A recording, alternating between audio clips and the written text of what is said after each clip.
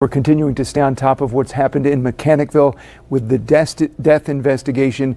News Channel 13's Dan Levy has been following this since it first happened. He joined us earlier in this newscast, but he's going to join us again because he's just spoken with the father of the 4 children who were found dead inside that Harris Avenue apartment in Mechanicville. Police say the children were 13-year-old Harper Harmon, 11-year-old Hudson Harmon, and 10-year-old twins Gavin and Gracelynn.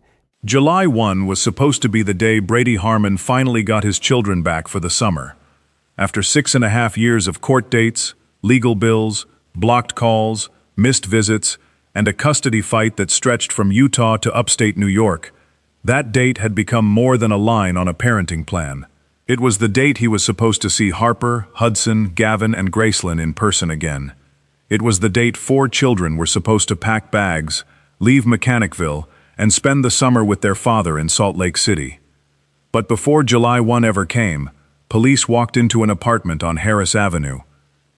Inside, they found 6 people dead. The children were there, their mother was there, their grandmother was there. And by the time investigators started piecing together the scene, one question was already hanging over the entire case. Were these children killed because they were about to leave? Before we go deeper, tell me where you are watching from, because this case starts in a small city in New York, but the pain stretches all the way across the country to Utah. Mechanicville is the kind of place where people notice silence. It sits in Saratoga County, north of Albany, in a community where neighbors know each other's routines and where a welfare check. Local media, she requested a welfare check after not hearing from the family for about 2 weeks. Another neighbor described seeing signs that something inside the apartment was wrong. By the time police entered, Brady was not getting an explanation. He was getting the worst news a parent gets. Salt Lake City police came to his home and told him his 4 children were dead. And the timing made everything worse. According to Brady, he was supposed to pick up the children on July 1 for a summer custody period that would last until September 1. After years of fighting, that summer was supposed to be his first real stretch of in-person time with Harper, Hudson, Gavin, and Gracelynn in more than 6 years. Instead, they were found dead 8 days before that custody period was supposed to begin. That is why the custody timeline sits at the center of this case, although police have not declared motive. The known background starts in Utah. Brady Harmon and Sarah Myers had been together for years and had 4 children. He said the family had lived in Utah before Sarah left with the children in late 2019 and moved to New York. According to his public comments, he did not know immediately that they had left. He said he found out later, after notices related to the home started reaching his family and his mother went to check the house. The divorce and custody fight stretched on from there. Brady said he tried to handle the dispute legally. He said he went to court, spent money, and fought for access. He also said protective orders and custody arguments created long periods where he had little or no contact with his children. Sarah, according to reporting and court-related coverage, had claimed she was a domestic violence survivor. Brady publicly denied that claim and said he never harmed her or the children. Those claims are part of the conflict, not settled findings in this death investigation. That distinction matters. A true crime case gets dangerous when grief becomes proof and accusations become facts. The confirmed facts are narrower. There was a custody dispute. The father lived in Utah. The children were in New York. A summer custody period was approaching. The children were found dead before that transfer took place. Police found medications, a handwritten note, and evidence they said pointed toward intentional poisoning. Police said Amy Steadman appeared to be involved. Medical determinations remain pending. But even with that line, the timeline raises hard questions. Why did contact stop after June 7? Why was Brady told the children were sick? What happened between the last FaceTime call and the welfare check? When exactly did each person die? Did the children know they were supposed to go to Utah for the summer? Did Amy know the custody transfer was approaching? Did Sarah intend to comply with the order? What did the note say? And why would police say the note strongly suggested Amy's involvement while still refusing to reveal who wrote it? Those questions are not small details. They are the structure of the case. If you follow cases like this, for the documents, timelines, police statements, and facts instead of rumor, this is the point where subscribing helps, because the next major update will likely come from toxicology, court records, or the release of more details about that note. At the press conference, reporters pushed Chief Rabbit on the note. They asked who wrote it. He would not say. They asked what wording pointed to Amy. He would not say.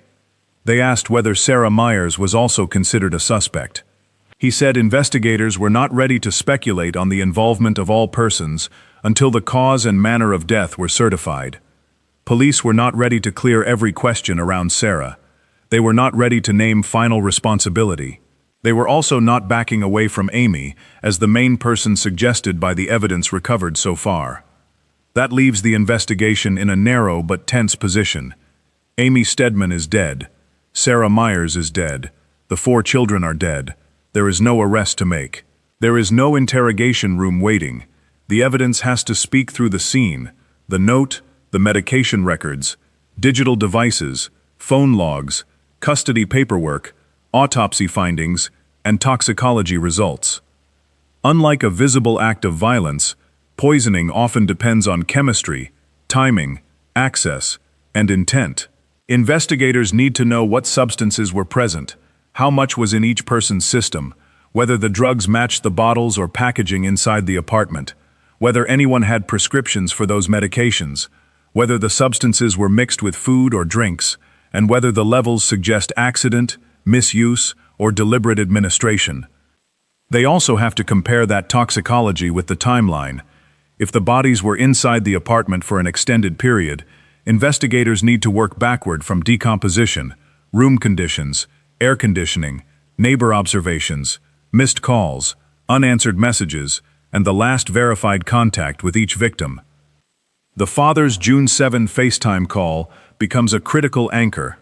If the children were alive and communicating on June 7th, then investigators focus on the window after that call. If Sarah sent messages after that date, investigators need to determine whether she wrote them, when they were sent, and whether they match normal patterns.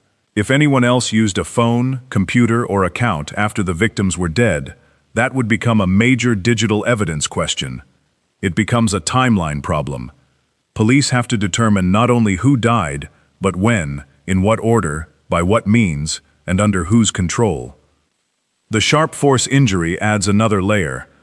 Police said one child suffered fatal sharp force injuries, but they did not name the child. That decision avoids exposing the family to more pain before the investigation is complete.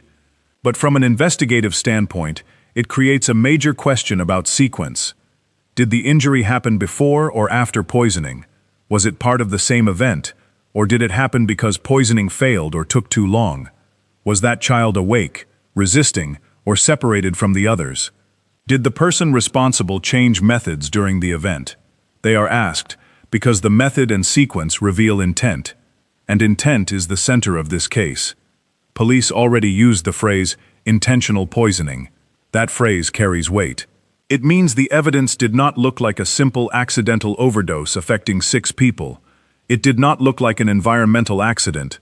It pointed towards someone deliberately causing harm inside that apartment. The note appears to support that.